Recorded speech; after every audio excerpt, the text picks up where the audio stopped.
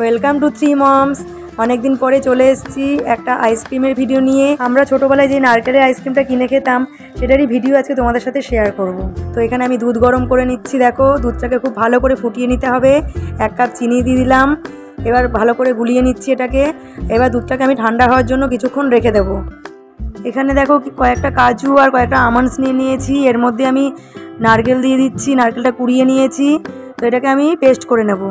Paste করা হয়ে গেছে। এবার এই পেস্টটাকে দুধের সাথে ভালো করে আমি মিক্স করে নেব। খুব ভালো করে মেশাতে হবে। দুধটা ঠান্ডা হলেই কিন্তু এটাকে মিক্স করতে হবে।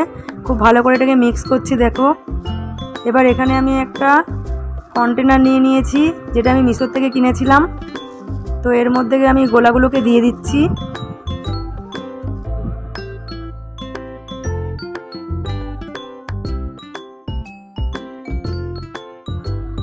এবার ঢাকনাগুলো বন্ধ করে দিচ্ছি আর একটা একটা করে আইসক্রিমের কাঠি আমি এর মধ্যে দিয়ে দিচ্ছি। এবার এটাকে আমি ডিপ ফ্রিজের মধ্যে রেখে দেব।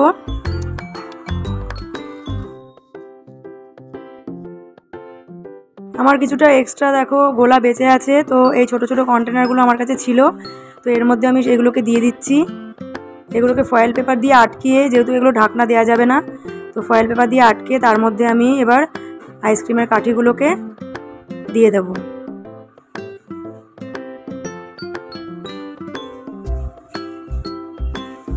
এইগুলোকে এবার ডিপ ফ্রিজে আমি রেখে দিলাম।